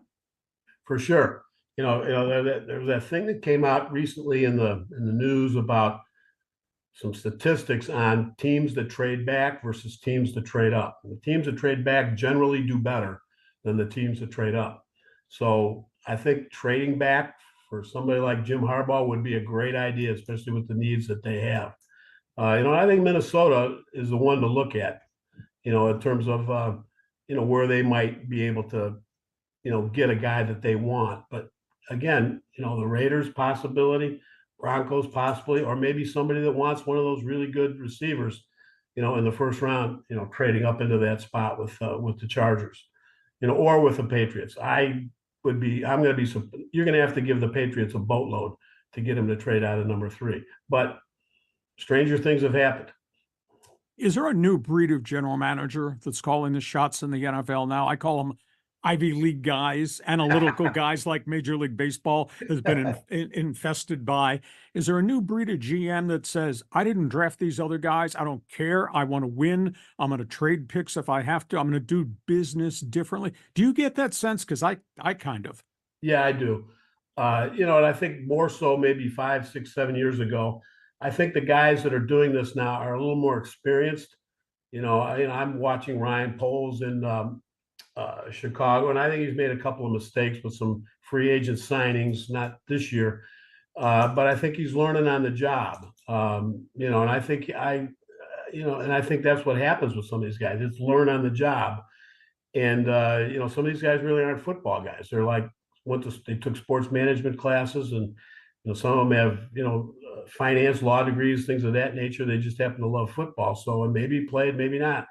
So you're seeing some guys in executive positions, in high up positions in the NFL that are very analytic. They use the numbers, they love the analytics, and those things rue the day rather than watching the tape. And I think it's got to be a combination of those things. And some, have done well, some have failed, and some are, the jury's still out on. Okay, walk me through the top 5 picks. What do you think happens? Give me, looking into our lads draft guide, crystal ball, what happens starting with Chicago? Work your way through the Charger pick at 5. Are there trades in that top 5 selections? Go ahead, John. The floor is yours. Okay, well, just I've done 2 or 3 mock drafts, and we're not big fans of mock drafts because they're so unpredictable. But our top guy, we think the Bears. If it was us, it would not be Caleb Williams. But we think the Bears are going to take Caleb Williams. There's a lot of smoke that Washington is not going to take Jayden Daniels anymore, when it looked like it was a lock they were going to take him. But we still think that's the best player for them. Supposedly at the interview, Jayden Daniels' agent was not happy, and there may be some trepidation there on that pick. If it's not Jayden Daniels, I think it would be Drake May. Then after that, I think the Patriots take whoever's left, Drake May or Jayden Daniels. Then it gets interesting, in that top 3. If the Cardinals don't trade, I think they'll take Marvin Harrison Jr. They can't get what they want. But I could see Minnesota, to make sure they get the quarterback, J.J. McCarthy. If indeed that's who they want, I could see Minnesota trading more likely into that spot. The Chargers, I'm thinking one of those 2 offensive tackles they might be interested in, but Brock Bowers wouldn't surprise me, and one of those receivers like Malik Neighbors wouldn't surprise me either. In terms of when you start with number 6, you got the Giants, who may have buyer's remorse because of the injuries and the contract they gave to Daniel Jones. And then, when you go to 7 and 8, et cetera, is there anything unique that we should be looking for picks 6 through 10? I think the Giants would probably take one of those 3 receivers, quite frankly, to help, their quarterback. We've got a guy that works with us at our lads who also was on the New York Giants podcast, and he follows the Giants very, very closely. And in his opinion, with the quarterback situation, if J.J. McCarthy was sitting there, that's who he'd take. So, that's just his feeling. I think the receiver position, I think the Giants, will most likely address. This is going to be a fascinating Thursday. John, spectacular job jumping in here to co-host with us. Our Lads Draft Guide has been part of our sports library for decades upon decades, and I continue to tell all of the people on the podcast, just go to their website. You can place the order now. Year-round publications, the newsletters you used to put out, the rankings. It's just a unique piece of NFL journalism. John, absolute pleasure to have you with us. Thanks so much for being with us. Hey, thanks for having me. I enjoyed it. Great insight. John Cooper, Our Lads Draft Guide. Hope you enjoyed that newsmaker call, going up and down the draft board. Who's hot, who's not, who's gone up, who's gone down. John Riley, reaction. I mean, there's so much. I mean, that he broke down. I mean, for you, what was the most surprising insight that he had that maybe opened your eyes a little? That's a good question. He doesn't have any reservations on J.J. McCarthy. Mm-hmm. I do. Obviously, they're at games. They scout Big Ten. They look at tons of video. McCarthy, to me, there's some questions. And I don't know what's fact or fiction during the Liars Club month of people and what they're saying about Drake May, because some people I've spoken to have spoken very highly of the North Carolina quarterback. Others say, no, he's not what he was propped up to be. Just look at what happened this past season. There's no doubt, though, that this is a fabulous draft. This is an unbelievable offensive draft. And I'll tell you, the rumors that are out there that of the first 15 picks, there could be 8 trades. Wow. Because the draft is so deep. So people say, if I could get a bonanza payoff, I'll drop down, go get somebody else. So just fascinating guy. I've dealt with the Our Lads draft guys for 30 years as a sports talk show host on radio, and now on our platform, just unique guys, because that's all they do. Well, that's how you connected with Philly Billy. Way back in the day. Way back in the day. Bill Werndell was doing some freelance stuff for Our Lads, and that's how I got hooked up with him. And then blame me. It's my fault that Philly Billy wound up on the West Coast. My fault a lot of things happened, but that's how Bill Werndell, through our initial connection at Our Lads, wound up out here. Speaking of the NFL, there has been a trade this afternoon. Oh, wow. This is weird. The New York Jets, who have Aaron Rodgers, trying to rid themselves of Zack Wilson after 3 substandard seasons. He was a really high number 1 pick. They just traded him to Denver, and all they got was a 6th round pick. Denver is going to take on the $5.5 million left on the 1 year on his contract. So Sean Payton, who needs a quarterback, he's got a project here. You know, I look at Zack Wilson and I see a guy that's got great physical tools, but I look at Zack Wilson and his decision-making and where he's throwing the ball and how late he's getting it there and his accuracy. Something missing up here, but Sean Payton needs a quarterback, so he's going to take on that challenge for at least a year. Now, I wonder if that changes everything else Sean Payton does, because he was rumored trying to trade from number 12 to get up and get one of the marquee guys. Does Sean Payton just sit there and take Michael Penix instead? He said have Penix and Zack Wilson. Wow. Kind of dual quarterbacks like Pittsburgh's doing, you know? Yeah. So, but when Zack Wilson was drafted, wasn't he like number 2 or 3 overall? Yeah, to BYU. Yeah. I remember I saw this guy's good, but I didn't think he was that good. Well, I thought he was good, and he was a physical stud. And I thought, oh, you put a guy in a system, and with coaching, you'll streamline him and probably make him better. He just never got better. And I watched him closely this past season, and his decision-making and his lateness to get balls where they're supposed to go or throwing into coverages. I said, why are you throwing the ball there? There's all these opponents' uniforms around your receiver. It never clicked. Yeah, you could see like his mind was racing in those 3 or 5 seconds of the play. But he always looked small to me when I saw him on television.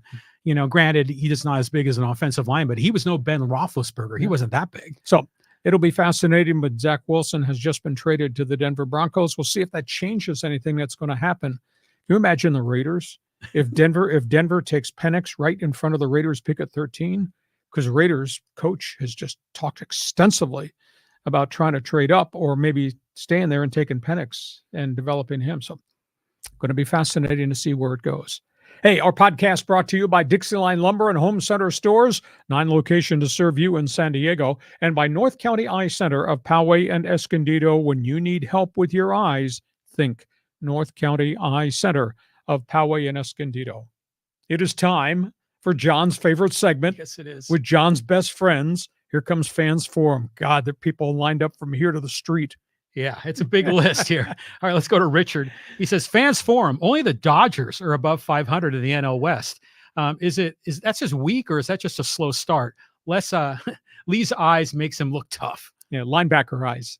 By the way, I did not get punched. This is from retina surgery. But if I did get punched, Raider fan would still be in the hospital. Dodgers, it's all about how many pitchers are on the disabled list versus on the active roster.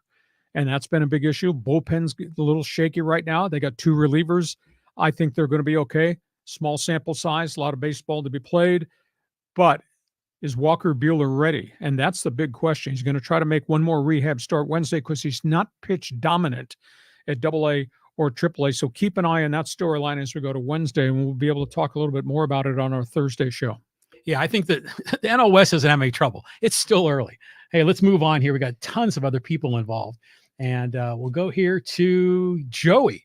And he says, I don't think the Raiders can get up to the 2 or 3 position to get JAYDEN Daniels. I think the Raiders trade down a little bit, pick up an extra pick and Michael Penix. Except if Penix suddenly gets drafted by Denver, one spot in front of the Raiders. Now, it was interesting because John Cooper just said he liked the Raider quarterbacking. He thinks they develop Aiden O'Connell from Purdue, and obviously they're renting Gardner Minshew, who's got a little bit of a gunslinger persona. Now, the Raiders need running backs. Raiders need a lot of things. So I never thought the Raiders had the resources to trade that high up to get JAYDEN Daniels. And by the way, it's not Antonio Pierce's decision. Tom Telesco, the general manager, came totally out of character at their draft press conference at the end of last week. I make the draft choice. Wow. So, period, exclamation point, no further discussion. Next question. Okay, moving on. Well, Joey had a quick one here to add in. Hey, let me know if you need me to take care of somebody for popping you in the eye. I got you, Saw. Hope you have a speedy recovery. Well, we're working hard at it. John's laughing. I was on TV on KUSI on Saturday, and I walked in the newsroom with sunglasses. I thought, because this really looks bad. And they knew I was having a surgical procedure. And I said, what do you think? And the girls in the newsroom said, nah, just go on the set looking like that. And I said, yeah, you're always about the flair and the look, etc. So I wore my glasses, and then at the end I took them off, and I said, this is why I look weird.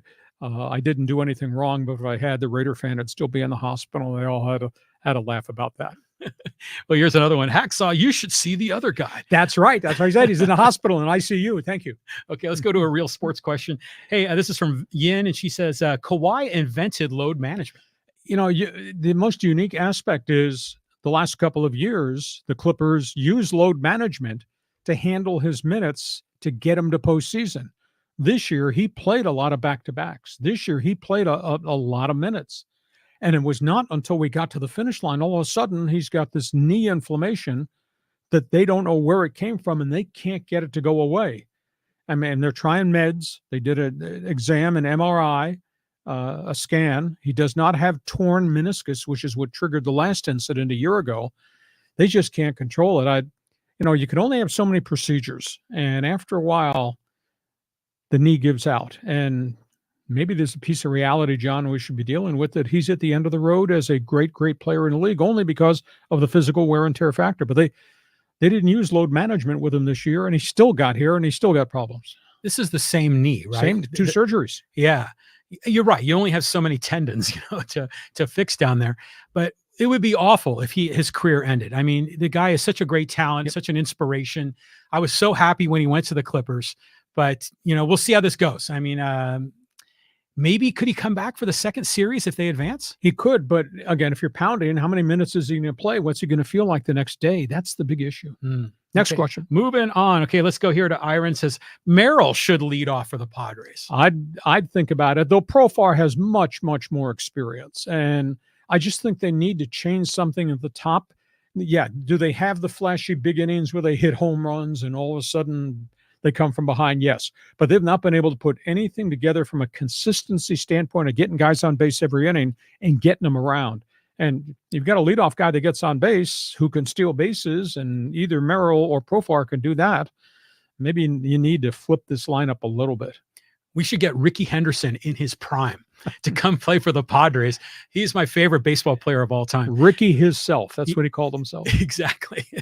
But, Merrill's not a bad choice to put up there. He's still hitting over 300. He makes contact. He doesn't strike out much. And he runs the bases. Yeah. We move on. Okay, here. I guess this is in response to the Trevor Bauer story from T. Will. He says, I struck out almost the entire roster of my son's Little League team. Where's my contract? Yeah, but you were 32 doing it against 10-year-olds. That's not fair. Hey, the Mexican League is a much lower level. It's probably equatable to AA baseball. But the fact he's throwing BBs and the fact he's got great location, he is striking out guys. But there's also the fact of who he is and what he's gotten himself involved with and the lawsuits and everything. And what kind of reaction would there be in your community if your team signed Trevor Bauer? His team, no problem. He'd sign him yesterday. Yeah, right on. Yeah, he's innocent. He's been dug by the gold diggers. So let's move on here. Go to Cal, and it says, hey, get well soon, Hacksaw. Do you believe Rod Blake would be on the hot seat if the Kings fall in their postseason kryptonite, the Oilers again in round one? No, kryptonite and the Oilers, that's one and the same. They got goal scorers. We find out, are they a different team? I'm still concerned about the back end. I'm still concerned about the goaltending. I just don't know that they have red hot goaltending that can get you through a siege when you're under siege in somebody else's rink. That's a big issue. I don't think Blake's in jeopardy. He and Luc Robitaille, I think, are like this. They've jointly signed off on all these big money acquisitions. My critique is they've spent an awful lot of money on some guys that aren't $8 million players, but that's how Blakey and Lucky decided to mold this roster. I think it's going to be a great series. The one difference in Edmonton is that they still have the snipers, but the big difference is Skinner, the goaltender, is a lot better now as an experienced guy than last year when he looked like he was just overwhelmed with the aura of what the playoffs are. What do you think of the TV broadcast for the NHL playoffs? I mean, I saw one of the games, and the color analyst was a woman, and she was very good. They brought some in from Canada who've done a really good job. Studio shows to me are too much yappy. I don't know if I like. I mean, I'm a Gretzky fan. I'm a Messier fan as players, but I don't know that they add a lot of dynamics. I'm spoiled. I grew up watching Hockey Night in Canada when I lived on the East Coast and I got access to Hockey Night in Canada. I wish the fans in the States could see Hockey Night in Canada because that is an institution. But these broadcasts haven't been bad, and the game is the game, and that's what's the most important thing. Right on. I mean, there's no way to get Hockey Night in Canada right I don't now? believe so, no. Wow. Okay, let's move on. Another hockey comment from Steve. He says, that Jets-Avs was a killer game. What a fun game one. Who takes it, you think, Saw? Kings got a shot versus Oilers versus McDavid? Well, the Kings have a real challenge because McDavid, Draisaitl, and Zach Hyman scored 54 goals this year, and they have better goaltending. So I think this is going to be a tough run uphill for the Kings. But if they sneak one out in Edmonton, everything can change. The Jets and the Avs, I think Winnipeg's had a really good season. I think the construction of that roster is really unique because they've made a lot of trades, and the acquisitions they've gotten by virtue of these different deals, getting Clifford, getting Velarde, getting Toffoli, has really helped them a great deal. I was stunned, though, that they beat the Avs because the Avs are damn good. But Colorado has still got a lot of firepower. They got a lot of experience. Nathan McKinnon makes everybody else on that roster more dangerous. We'll see what happens in goal in Colorado because that goaltender gave up 7 goals, and he was really shaky in the third period fighting the puck. That might be a toss-em series. But the Jets, if Jets win the second one, then they're in the driver's seat. If they lose, then the Winnipeg has to figure out a way to go into Denver and beat the Avalanche on that ice, and that's not easy. Wow, man, Winnipeg fans are fired up, Lee. Yeah, and you're buying Labatt's. Labatt's, okay. For the game too. Okay. I remember Moosehead was another one. That was another beer from Canada. And John says, hey, how is NHL expansion going to go? Who gets it in with Arizona, Houston, Quebec? Can Kroenke get a building in San Diego and talk Betterment into America's finest city? Well, that's what I would wish and hope, that we might be able to get an expansion franchise. But then, Kroenke is building the new sports arena, but who's going to pay the expansion fee, which I'm told is going to be $2 billion. So that's a big question. Houston probably is a second market. I'm not sure that Atlanta should get a third kick at the can. I like Quebec City. I don't know if the ownership is up there. The 18,000-seat Olympic arena is there. I think it'd be a phenomenal regional market, even though there's a disparity between the American and Canadian dollar. But that's not 2024, pal. That's probably 2028. That's way down the road. Way down the road. Always good to have expansion. He had another quick comment here. Death taxes and the Leafs sucking in the playoffs. So far they are. Holy cow. You talk about the big bad Bruins. They just checked them into the ice. They eradicated Austin Matthews. He hardly had any shots on goal. And Boston just grinds on you. They're so big and so physical. So I'll tell you what happens. If Toronto does not get out of this first round, if they get taken out by the Bruins, God, if they went out in 4 straight, Brendan Shanahan would probably lose his job as president of the team, and he was going to be the architect to bring this all together. Their payroll's phenomenal, and they've got all these big goal scorers. If they don't get there, he loses his job, and I would assume Keefe, the coach, Sheldon Keefe, would probably lose his job too. So it's right there in front of them, Toronto. It's on paper. They got this great roster. Haven't done it since 1967. Go figure that out. 1967? Really? Last time they won the cup. Yeah, they were always the classic team. Remember that game we played as kids with those poles that we would twist? Yes. Yeah, and had the dome, and we play hockey. It was always the Canadians and the Maple Leafs. I beat my sister 9-1, and she cried, and I got yelled at. Okay, let's go here to 4RXLA says, do you think Mike Scioscia will manage again? He's been seen at Dodger Stadium lately. He'd be a good replacement for Roberts, especially if the Dodgers are still playing 500 ball in June. Everybody wants Dave Roberts gone. That's a little bit, that's off the charts. Mike Scioscia said over the weekend in Anaheim, because he does go to Angel games, he goes to Dodger games, he does not want to manage anymore. And again, he's been out of it for an extended period of time. I was surprised once he got removed, he never got back in, or maybe he did not want to get back in. I was surprised Joe Madden, after he got removed, he didn't get interviews to go back in either, but he's cut from a different cloth in terms of personality and relationships with the front office. So maybe Scioscia's time has come and gone because it's a very, very different game. And maybe people just didn't want to deal with Madden's opinions, and Joe Madden's opinions were strong. They were strong in Chicago. They were strong in Tampa, and they were surely strong in Anaheim. Well, Anaheim needs some strong opinions, to right that ship. But the Scioscia going to the Dodgers is interesting to me because he won a World Series ring with the Angels, and he was very highly thought of as a manager in the league.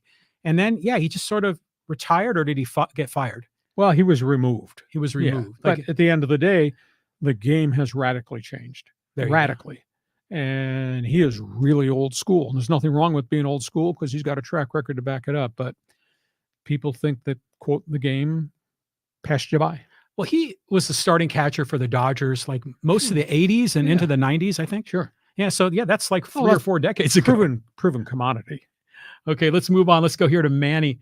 He says, have you heard any chatter of MLB umpires getting heat for some of their misused calls? Also, today an umpire ejected Aaron Boone because a fan chirped at the home plate umpire. Boone was barking at Hunter Wendelstedt, first batter of the game against the A's. Wendelstedt had had enough. Wendelstedt took his mask off, walked towards Boone, and said, that's it. Next time you say something, you'll be gone. Put his mask on, walked back towards home plate. Suddenly, and I saw it, Wendelstedt wheels. He heard something, points to the dugout to Boone, you're gone. Boone was sitting on the steps of the dugout talking to his coach. It came from a fan right behind the Yankee dugout, and Wendelstedt wheeled, boom. And none of the other umpires who came in to stop this confrontation interceded. None of them sided with Boone. Here's Boone going crazy. He said, that fan right there, box seat 4. The one with the red cap. He's the one that said something about you. It wasn't me. They had the video. They showed the video of Aaron Boone talking to his coach about something with the pitchers, and all of a sudden he's out of the game. The umpiring, home plate balls and strikes have been god-awful. Thank you, Angel Hernandez. And Wendelstedt might be coming up the chart getting equal to that. How do you do that to a guy? Yeah, I mean, that's nuts. I mean, that's ego, that's fragile ego going on there with the umpire. But yeah, give me the robo-ump for the calls of the balls and strikes, because some of these guys are just insane. Well, baseball's, they got a problem there. You can't fire all the umpires. And that's an awful radical change if we're going to computerize balls and strikes. I don't know if that works. It's being done in the minor leagues, some successfully in the lower minor leagues where they don't throw a hell of a lot of strikes, and some in the upper AA and AAA. Okay, moving on here. Let's go to Steve. He says, assuming the Chargers pick a wide receiver first, who's the better fit, the Ohio State guy or the LSU guy? Well, you can't teach 4.23, and that's what Neighbors ran, the kid from LSU. But you can't teach style, size, discipline to run the routes. And Marvin Harrison, Ohio State, is the son of the great Colt wide receiver. This is in his DNA. If you're asking me, I'd take Marvin Harrison. But if you're asking me as king, if you're going to run the ball and you want to better protect that quarterback, you should take one of those offensive tackles. And everybody that I've canvassed has talked extensively about Joe Alt being the best by a far margin over the Penn State guy, over the Oregon State guy, because he's so big and he's got great arm length. And you can teach him to be a better run blocker or be a better pass blocker. That's mechanics. That's coaching, and that's why you draft these guys and then you develop these guys. So you could trade down, but these guys are gems. These guys are can't miss prospects. So I don't think I'd screw with that. Can't miss prospect like Ryan Leaf, like the quarterback from LSU that went to the Raiders, Jamarcus Russell. Yeah, that guy. I mean, there's no can't miss prospect, no such thing. If I'm the Chargers, I like the whole Ortiz bit about trading back and building assets. That's what I'd like to see. But here's just a crazy tangent comment. Oh, from you in left field. Yes, I understand that. Okay, go ahead. So, you say these big offensive linemen, they're tall, they got long arms. Have you heard the talk about North Carolina State center DJ Burns from the NCAA tournament? The basketball player. The basketball player. Maybe he could go to the NFL. What do you think of that idea? Well, that's why they have the 6th and 7th rounds. You do stuff like that in addition to finding an odd great quarterback. But yeah, he's indicated, I don't have any interest in playing football right now. Really? He'd be pretty good. Okay, let's move on here. Let's go to Ted. He goes, don't understand questions about JJ. Midway through the year, he was the best quarterback, in my opinion. Then Michigan went total conservative, and that messed with JJ's confidence. He's the guy. Well, that's up to these player personnel guys and why they've all met with him and why they went to Michigan's pro day, why they met with him personally. And they look at gobs and gobs, 2 years worth of video. So we're going to find out. That being said, and it's not that I'm not an advocate for J.J. McCarthy because the kid won. But let's be realistic here. He played on a great team. Massive offensive linemen who are going to be drafted. Running backs, wide receivers are going to be drafted. Defense. He played on a great team. Did he win some games? Yeah. Did he manage games? Hell of a lot more than he won. He managed games and made plays. So that's an intangible thing. That's why these player personnel guys do this all year round. They've looked at every snap, every game he played, the good games, the bad games, what defenses did to him. So we'll find out. Is he the 4th guy? Is he the 6th guy? Because that's some of the stuff that's out there. And somebody at the top of the draft is going to do something different. They'll trade out somewhere, and that may change the composition of what those picks are going to be right behind the team that makes the trade. So fascinating. I love watching the draft. It's going to be fun. And it's in Detroit this year, right? Yes. I saw the advertisements with Goodell and Eminem, Yeah. and they're talking about the Detroit and all that. That's great. But wasn't JJ McCarthy, early part of the college football season was like a 2nd or a 3rd round pick, right? He's really shot up the rankings. Unbeaten. Somebody asked Joe Ortiz at the press conference last week, his Friday press briefing going into the draft. Michigan guys, would you take Michigan men? His response was, national champions. Why would I not take guys off that team? And he wasn't just making reference to J.J. McCarthy. He's making reference to B.J. Corum, the small, undersized, tough guy running back. He's making reference to Chris Jenkins. He's making reference to the cornerback. I happen to think the Chargers might draft Chris Jenkins in the 2nd round. I think they might spend a 3rd or a 4th round pick on the cornerback. I think his name is Mike Sinistril. He's a player. He's a gamer, a little bit undersized, but makes things happen. So like Ortiz says, why would I not take somebody from Michigan? They're national champions. Well, it's like the Eagles took all those players from Georgia, right? Yeah, exactly. And they're national champions. So why not? Okay, here's another comment. I'm kind of interested in your thoughts here. This is also from Callan. He says, hate to be the guy who adds some gas onto the fire, but congrats to Ted Leitner on his tenure with San Diego State football and men's basketball, wishing him well in retirement after next basketball season. Well, he's had a long career. He's had a very good career, the way he wanted to do it. And I guess that's cool. I got to do it the way I wanted to do it too, and it was pretty good too. You think about the experiences, not so much in football because the Aztecs haven't accomplished a hell of a lot in football. Won some games, have had Heisman Trophy candidates at running back. But think about the accomplishment of March Madness and going to the Sweet 16 and going to the Final Four. And by the way, you're broadcasting the championship game. So cool. If you're a broadcaster in the driver's seat, that is such an experience because it's a once-in-a-lifetime thing with this program to go to that level. So he did really well for a long period of time. He's had health issues like I've had health issues. That junk seems to catch up to you. So it'll be interesting to see what life without play-by-play is like because as I learned, it takes adjustment. It's really different. Well, I will say this, that John Schaefer taking over for Ted I think the world of him. I think he's really good. And I think it's a bright future. They're grooming him for basketball too. So, kudos to Ted. He's been a San Diego sports guy for decades. But yeah, it's just a change of the guard. I was fascinated after he got removed at Channel 8. He just did Padres. I was surprised he never surfaced again to do TV because he was different and he was well watched. But he was making mega money when they paid mega money to TV people. They're not doing that anymore. So maybe that's the reason he didn't want to do it. So hope his life in retirement is rewarding. But when you got health issues, it changes the concept of a lot of things. And he had the cancer scare with a kidney, which is really serious stuff. And he has had eye problems too. And they've not been able to solve his. Wow. Yeah, it's fun following the sports media in town. Hey, you want to do social media? Let's do a couple quick hits here before we're asked to leave the building. Okay. All right, let's go here to the pitching pandemic comment. This is from Barry, and this is from a YouTube comment. He goes, I was talking about this with my physical therapist who played D1 baseball and now helps athletes recover from shoulder and elbow injuries. In addition to pitchers chasing velo and spin rates, he believes the problem begins at the youth level. All modern major leaguers grew up playing travel ball, playing 3 to 4 times the games as their predecessors. Those who had pitching talent are overused by ambitious coaches, hence the relatively recent push to monitor youth pitch counts. Concur. I'll check off every one of those boxes because the great young pitcher is now trying to develop velocity. In some cases, they are throwing some of that wicked stuff that puts wear and tear on arms. A lot of coaches don't let you do that. What you do between starts at that level is really hugely important. The surgeons who do these now repairs, the Tommy John procedures, about 3 or 4 of these guys now that specialize in it, they're seeing a lot more college pitchers and they're seeing high school kids have to have this done. And it's terrible. I mean, parents, I'm not going to say are to blame, but parents are to blame. Yeah. And I speak from experience because my son was an All-American wrestler in college and high school and did very well.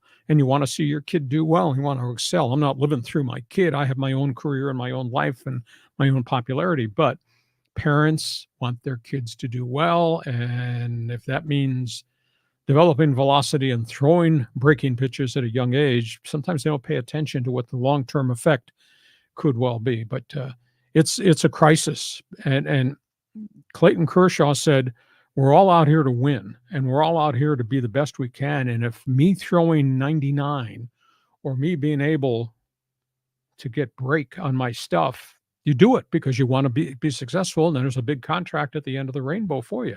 But now the fatality rate is just phenomenal. I mean, I chart this stuff with my Hacksaw headlines. We're averaging, I'd say, 5 major elbow injuries, shoulder injuries a week. A week in baseball. 2 weeks ago, we talked about, I think I counted there were 21 elbow surgeries since spring training. I think there've been at least 10 more in the last 2 weeks. Wow. And that's at major league level, and that's top guys in the minor league levels. Everybody, I'll give you an example. Everybody in Pittsburgh is excited about the number 1 pick, this pitcher, Paul Skeens from LSU. Throws 104, just striking out everybody in AAA in Indianapolis right now. But I look at him, and I think that's great. He's going to get up here and it's a different level and you have to develop and do more. How long does he hold up before something happens? Because it's happening to virtually 1 out of every 2 great pitchers in baseball has got some type of problem.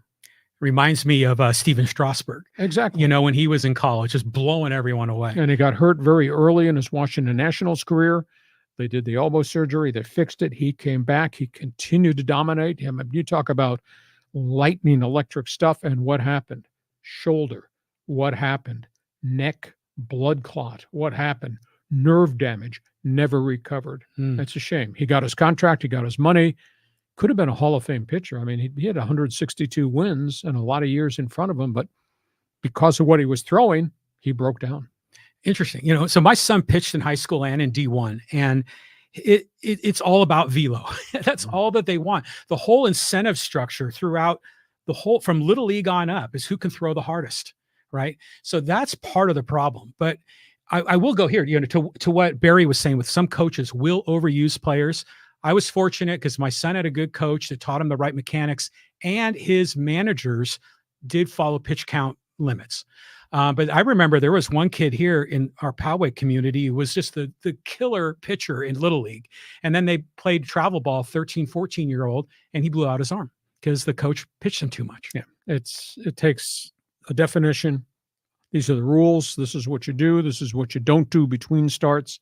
It takes discipline to make it happen. A couple more social media posts here before we wrap up Fans Forum. Okay, let's go here. A little OJ comment from Philip. He goes, Lee, do you have a copy of your interviews with OJ? It would be fascinating to watch as a retrospective. Nah, I don't have any of those. That goes back a long time ago in sports talk radio. But I've gotten a lot of response to my one man's opinion column and what I did on Instagram about O.J. Simpson. And we've gotten feedback from other people who've read other things about black jurors making insinuations. This is a payback for what white America has done, which in essence meant this guy was guilty and you let him off because he was a star or he was an African American. And I guess the most appalling thing to me, and I look back and I understand you're dealing with some cases, dirty cops, mishandling of DNA. The fact that Nicole Brown Simpson called the Brentwood and LA police 63 times about domestic incidents in that house while she was married to that guy, and that guy was never charged. And then she wound up being dead. I mean, it's just a horrific story for those families. And trial of the century, yeah, probably the greatest injustice trial of the century too, in terms of the outcome. At least that's one man's opinion, and I'm entitled to my opinion. Yes, you are. But you know, it's interesting. I've been to your house, and your garage is full of stuff that you've collected from your career, and even in your living room where you hang out and watch television and watch all the sports. I'm surprised that you don't have like archives. But maybe that wasn't a thing back in the 80s and 90s. Well, you kept tapes, but the problem was the tapes deteriorate. Yeah. And I was not technically oriented to be able to transcribe stuff and put them on CDs. And I was too busy working, doing talk shows to impress you so we could do this podcast. But that stuff's been there, gone, but the memories live on. They live on. Okay, you got an Angel comment here. And this is from Richard. And he says, one man is responsible for this train wreck since losing the 2009 ALCS to the Yankees.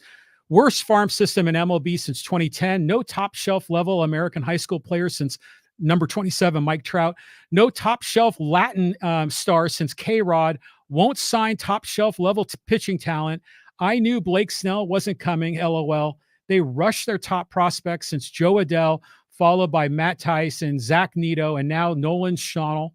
By the way, these last four guys were all 22 years old college players because their player development is in the toilet, and it is useless for coaching up younger American high school kids or Latin players. Making reference, obviously, to the whole operation under the umbrella of Artie Moreno. The Angels owner. Bill Stoneman was a really good general manager. They put Bill Bavasi Jr. in as GM, and I think he was manager there with, who was there? Collins was the manager. And I thought that was a pretty good consortium. And then it kind of fell apart. And I don't know whether it was on Terry Collins or whether it was on Bavasi or whether it was on ownership. I think that might have been the tail end of the Disney era. I had great hopes that when Artie came in, he was going to do a lot of things, and he did a lot of things early on. And then they kept making mistakes, and then they kept making bad investments, and they didn't draft well, et cetera. So it cascades. If you can't fix it and you don't hire the right people to fix it, and Artie doesn't know player personnel, all he's doing is writing the checks. But if he says, I want to sign Josh Hamilton or I want to sign Justin Upton, your general manager probably has to do it. So they've got guys in the farm system. It's a long way back because now the injury factor in baseball impacts your roster more on an annual basis than anybody realizes. And you can have all these players. I mean, Baltimore, Orioles, lost. And Mike Elias came in as general manager from Houston, and he kept drafting high. He hit on every one of the draft picks. You look at the roster, they're all from the Oriole farm system.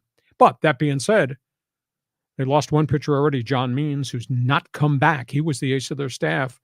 Second guy, Kyle Burdish, is hurt coming off his own elbow problems, shoulder problems. He's not back yet. He's in the middle of rehab. So you can have all these blue chippers, but the fatality rate of pitching in baseball is bad. And if you lose one or two of your top guys, it's impossible to replace them. So it's just a lot of complex things that go into making a roster work. And obviously the Angels have made a lot of mistakes too. Well, even this Jackson Holiday kid, everyone said was a can't miss prospect, and he's been striking out a mile a minute, right? Oh, he's under a lot of pressure. He's putting a lot of pressure on himself. Sometimes they're not ready, but that's okay. They sent Mickey Mantle back to the Kansas City. I think it was Kansas City Royals of the American Association like 2 or 3 times. Oh, I didn't know that. Oh, yeah. Yeah. You ought to get out of the house more. Go to the library. Mickey Mantle was a shortstop. Could not field a ground ball. He made like 42 errors in minor league baseball. Yet they brought him up, made him an outfielder. He was great. Didn't hit worth a lick. He was crying the day Casey Stengel told him, "You're going back. You got to go back to the American Association." Really? He was going to quit. His father came from Oklahoma and picked him up and said, "You're not quitting. You're going back to," it might have been Kansas City or Joplin. It was either their top farm club or their second. He went down there, learned how to hit, made him an outfielder, and became a superstar. Unbelievable. So guys get sent back. Yeah. And Jackson Holiday will probably be going back to AAA. He probably will. To Norfolk, but that's okay. That's just part of the growth process. I mean, Jackson Merrill is unique. Is unique to stay here all year and hit 280 to 312. I don't know, but we'll find out. But that's what young guys are all about. Going back to the Angels, you were just talking about the Disney ownership. I'm trying to remember the history because Gene Autry had it for a long time. Long time. Then Disney took over, and then did Moreno take over after Disney? Yes. Yeah, so Disney ran it, and they had some success.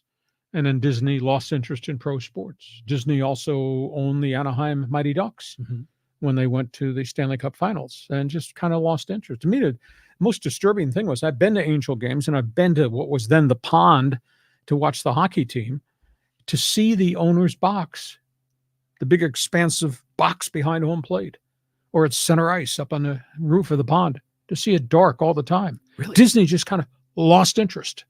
And they have a big mega company doing other things, movies and TV shows and the Disney Channel, et cetera. But that was sad because their intent was good coming in, had some success, and then just kind of frittered it away with all the changes in the CEOs and all that. Amazing. I mean, it's just such a perfect corporate schmoozing opportunity. Yeah. To hang out in the skybox. I'm waiting for some of your friends to invite us back to a Padre game. They got the corporate boxes. Hey, listen, we hope you have enjoyed this extended NFL draft preview show, our Monday bonus podcast. Our thanks again to John Cooper from Our Last Draft Guide. Hope you stayed with us through the whole course. We'll be back here Thursday afternoon. The draft starts in the 5 o'clock hour, so we'll be here Thursday afternoon at 1 with last minutes, rumors, innuendos, trades, etc. Our podcast brought to you by Dixieline Lumber and Home Center Stores, 9 locations to serve you in San Diego. You got projects. Think about them. They can help you. And by North County Eye Center, Poway and Escondido, we will all need help with our eyes somewhere down road when that time comes. Just remember, North County Eye Center. John, take a deep breath. Get ready for NFL Draft Day on Thursday. Yeah, kind of like a pregame show that we're going to have. It'll be good. Good show here today. Hey, thanks for being with us. Hope you enjoyed it. Hope you'll tell your friends too, and subscribe and share on Hacksaw's Headlines. Join us again for Hacksaw's Headlines on YouTube, Facebook, and Twitter. And find the audio version on your favorite podcast apps. For more content, go to LeeHacksawHamilton.com.